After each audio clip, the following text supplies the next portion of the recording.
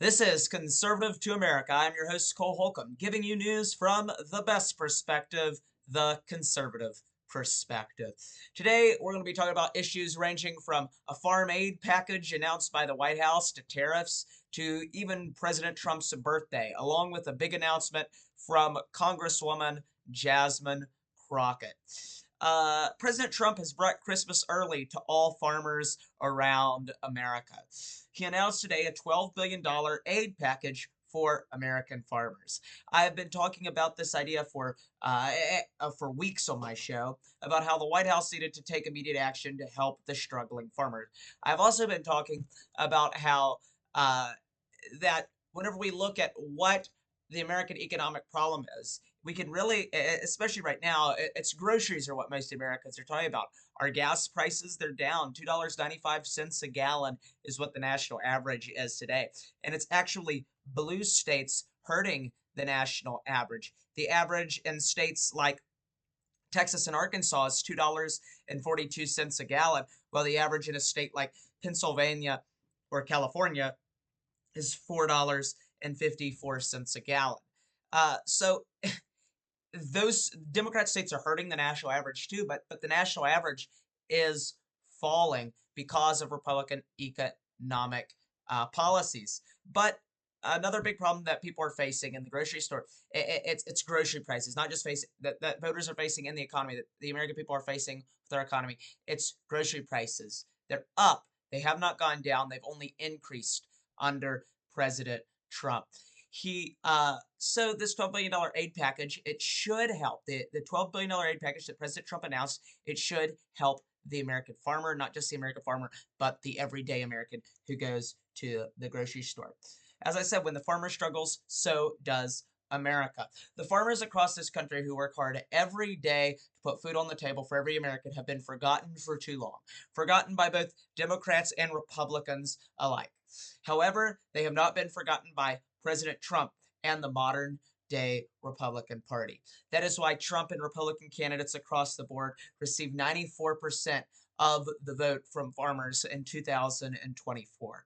Farmers like President Trump, because President Trump works for them, because whenever President Trump gets to the White House, he remembers them. He does what he said he was going to. This is why in the past 10 years, we have seen a major political shift of blue collar workers and farmers shifting from leaning Democrat or voting Republican to being strong Republicans, to being right wingers, to being what they would call the center base and the base of the Republican Party. The Republican Party is no longer made up of white collar voters, but of blue collar and workers and farmers. Republican policies help the one who feels forgotten. They help the one who feels left behind by the establishment in Washington. As Chuck Schumer said, I believe it was 15 years ago, that for every voter that the Democrats lose in rural Pennsylvania, they gain two Republican white suburban voters in the suburbs of Philadelphia. The farmer feels forgotten. The blue collar worker feels forgotten by the Democratic Party, the party that they used to know and they used to be a part of. And there's a reason for it. It's because they have forgotten them. Uh, but they see today that there is a party that remembers them. There's a party that works every day to win for them, and that party is the Republican Party. The Republican Party is the party of the working class. The Republican Party is the party of the farmer. President Trump has done what so many presidents never did. President Trump has remembered the farmer. I'm sure in 2026 and in 2028, the farmer will remember this aid package and continue to vote Republican. Now let's shift over to the topic of tariffs. Today, during the roundtable at the White House, if you guys did not watch that, I recommend going back and watching that after you get done with this video, of course. But announced big announcements. One of them was the farm aid package. Then he also talked about during that tariffs. But today, during the roundtable at the White House, President Trump discussed tariffs. He brought up how crucial it was that the Supreme Court rule in his favor and uphold tariffs. Now, this is another big topic that we've also been talking about on here for the past few weeks, along with American grocery prices and the American farm industry. But tariffs, he was discussing it about how the Supreme Court needed to uphold it. You may have noticed throughout the past few weeks that I have kind of held an interesting position on it. It's not. It doesn't really align with President Trump's. It definitely doesn't align with the Democrats on it. But I agree with President Trump in the sense that if he, in the sense that I support the tariffs. I hope that if I hope that the tariffs don't get overturned by the Supreme Court. But that is only if he continues with the idea to eliminate the income tax and have tariffs pay the difference. Eliminate or extremely reduce. I'd be fine with a reduction of the income tax, but I do believe that the income tax needs to be reduced. Now, there's the argument that we could see tariffs pay off the national debt. That's a good idea, but you have to understand how the American dollar works. It's kind of not possible. But anyways, um, I agree with the tariffs most of the time, but those I believe that those who have taken advantage of America for too long, they need to pay. They've abused us, and now it's time that they pay us back for what they've done to us. Friends and enemies, both they've done it to us. However, I'm not in favor of tariffs. This is kind of where I agree with the Democrats on this part. I'm not in favor of tariffs if they hurt the economy, if they cause grocery prices to be high, if they cause regular everyday items to be higher than what they should be. I don't agree with them in that moment. I believe that economy first and foremost. Well, along with national security, I don't believe that every single one of these tariffs is a national security problem. I believe the China tariff. I agree with that one 100%. The tariffs that we have on England and Canada and our European allies, those ones we could do without if we're not eliminating the income tax by imposing the tariff. But with China, tariff them all the way, tariff the crap out of them.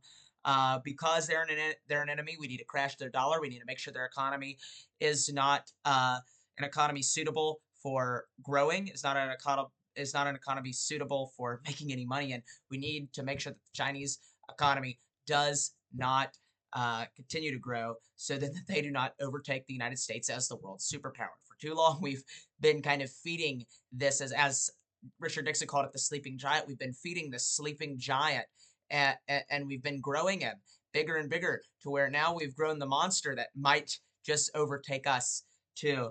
But I believe though that I agree with the China tariff 100%. I believe that even we can make it harder than what it is right now. But I do believe though if you're going to tariff them, you got to tariff them all the way. Tariff them with everything we got. Um, I do not like the $2,000 rebate plan that President Trump has proposed. As I've said in videos before, I'm not really going to get into it very much in today's podcast, but as I've said in previous podcasts about how it would hurt our economy in terrible ways. If you want to uh, learn more about that, you can go back and watch a previous episode. I'll probably have that linked here at the end of the video. But the $2,000 rebate plan, terrible idea. As it stands today, I hope the Supreme Court does not rule against President Trump, as I said earlier, as long as he continues to expand on the idea to eliminate the income tax. I hope that they don't rule against him as long as he continues to expand on the idea to eliminate the income tax, or at least extremely reduce it. Okay, that would probably I would be fine with an extreme reduce. I'd be fine at heck with just a reduction, with a pretty good reduction, not even extreme, but pretty good reduction of it if the tariffs could pay a part of it. I'm not fine though with the tariffs, income tax, and every other tax that we have, because in the end, it's just the American who ends up, just the American buyer who ends up paying the fee for it. So that's a conversation though for another day. If the Supreme Court were to overturn the Trump tariffs, however, it would not be the worst thing. In all honesty, after about a month, it would probably help our economy out. So it might hurt President Trump's approval rating for a little while. It might make him look like he didn't have the best idea in doing the tariffs, but it'll blow over. And so in reality, there are two ways to go about this, but I still see a golden age ahead. I believe if the Supreme Court were to overturn them, it would be kind of more of a golden age that could disappear if a Democrat took power again. Um, but if we were to get rid of the income tax and let tariffs pay it, I believe that it's a golden age that would stand for much longer because it would help Republicans win elections to come. And also, not just that, it would it it would last even under a Democrat president too. So right now, looking at it, I want the golden age to last, but I do believe that we're on the precipice of the birth of the golden age. As President Trump said, we're in the golden age. I don't necessarily believe that right now. Looking at the economy, we're almost there. We're like this close. So we're almost there. I believe that by, as I said, by the summer of next year, after the big beautiful bill, um, after we begin to see the effects of that, then I believe that the golden age will have officially begun. We will continue to follow this story as it progresses. Now, I'd like to go over the lie of the weekend. You may have noticed a common story across news stations this weekend that President Trump added his birthday to the list of national holidays observed by national parks. Okay, that's a bit of a misconception. It's not as bad as what they painted out to be. Yes, June the 14th is President Trump's birthday. Yes, it will be observed as a national holiday by national parks. But do you know what June the 14th is? It is a national holiday. It's called Flag Day. Okay, people? So it's not that big of a deal.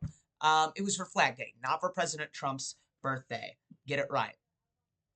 Republican news stations and Democrat news stations alike reported it like that, and I think it was more kind of clickbait. But anyways, uh, as I said, we're going to talk about Jasmine Crocket and her big announcement. She's actually making it right now during the filming of this show. But we already know because she's just filed this paperwork. Jasmine Crocket has officially filed the paperwork to run for United States Senate. Lion Crocket, crazy Crocket. She has officially signed the paperwork to run for United States Senate in Texas. This comes as little surprise, but yet big news. This is the same Jasmine Crocket who accused Republicans of taking donations from a guy named Jeffrey Epstein. Yes, they took donations from a guy named Jeffrey Epstein. Just not the Jeffrey Epstein who owned the island. Jeffrey Epstein, the doctor from Long Island. Dr. Jeffrey Epstein, different guy. So, I don't know. She's had tons of different little things where she's said stuff like that. I see her race up ahead. Very hard for her to win. It would be a nightmare if she ended up in the U.S. Senate. But it's great, though, that she's finally, might be, just might be, leaving American politics for good if she loses this election because her House race, her House seat no longer exists in this new redrawing of maps. But let's go ahead and let's play this clip from her of what she nicknamed Governor Abbott, who I would like to remind everyone is in a wheelchair. She called him Governor Hot Wheels. Let's watch the clip. Y'all know we got Governor Hot Wheels down there. Come on now. And the only thing hot about him is that he is a hot ass mess. Y'all know we. Now, Governor Abbott, of course, as I said, he's in a wheelchair. That's messed up. She's making fun of a disabled man. That's like that is a low blow. She should have not gone after that. That is there's no way to describe it. That just screwed up. But anyways, so with that, we'll continue to follow that story too as it progresses. But in closing, as we come to the end of today's episode, we have these questions as we typically do. Will the White House continue to expand on economic announcements this week? Will farmers vote more Republican in 2026, in 2028, and in elections in the future? Will Trump continue to expand on eliminating or extremely reducing the income tax? Will the Supreme Court side with President Trump's tariffs? Will Jasmine Crocket win the primary in Texas? And then will she go on to win the general election in Texas? I'm going to go ahead and answer that one. Probably not. Probably the primary, probably not the general. But only time will tell. But I will continue to bring you news commentary here first from the best perspective, the conservative perspective. I am Cole Holcomb, and this is Conservative to America.